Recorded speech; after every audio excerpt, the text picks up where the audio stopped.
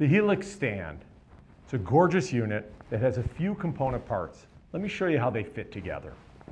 It starts with the tubular base. On top of the tubular base, we attach our large 13-gallon trash bin.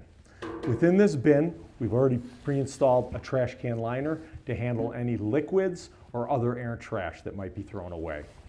The trash bin attaches to the back using clips.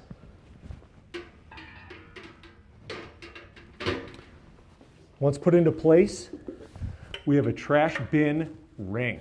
This ring conceals the trash can liner and locks it into place so the liner doesn't fall into the trash bin.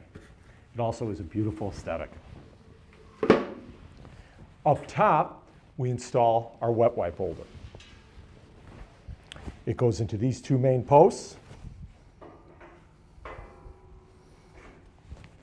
And once locked into place, we now drop in our bucket of wipes and a finishing ring top.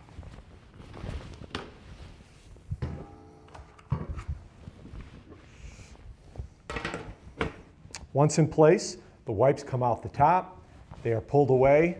Once used, throw it away, and that is the Helix stand. Come check it out as soon as you can.